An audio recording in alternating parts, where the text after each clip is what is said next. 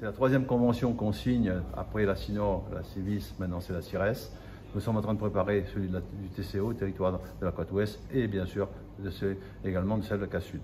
Donc ces conventions ont pour but notamment de nouer des partenariats sur trois problématiques concernant la maîtrise de l'énergie, consommer moins d'énergie, sur la production d'énergie renouvelable, pour là aussi lutter contre les effets du réchauffement climatique, et ensuite de sensibiliser la population, notamment à travers nos écoliers, dans les écoles et tout.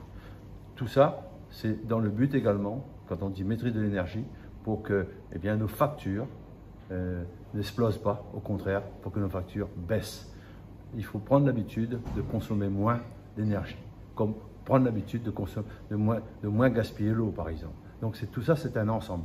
Voilà un petit peu donc, le partenariat que nous avons signé ce matin avec la CIRES. Nous avons donc, de par notre compétence, nous avons également donc, des subventions de l'État qui se montent par exemple pour l'électrification rurale, pour l'éclairage public. Nous avons également des subventions donc, du FEDER et tout. C'est nous qui avons ces subventions et ces subventions-là, nous les partageons avec les différentes collectivités et en particulier, bien sûr, les intercommunalités à travers ce qu'on a fait ce matin comme signature. Alors ce matin, je suis là en tant que président de la CIRES pour la signature d'une convention de partenariat entre la CIRES et le CIDELEC dans le cadre de la mise en œuvre du plan climat-air-énergie territorial adopté au sein de notre intercommunalité en 2022.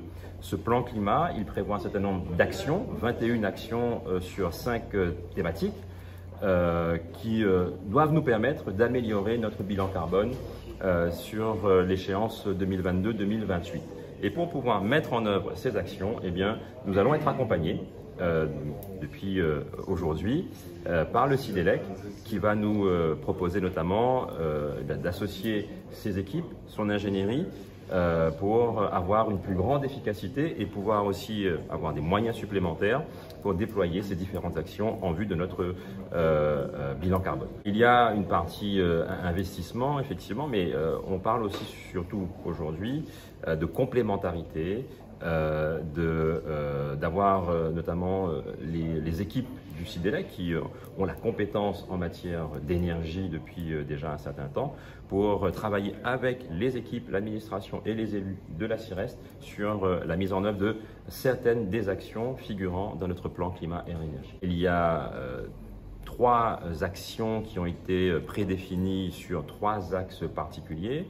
On a notamment le déploiement d'énergie renouvelable sur le territoire, ça peut être du photovoltaïque, ça peut être de l'éolien sur les 6 communes de la CIRES.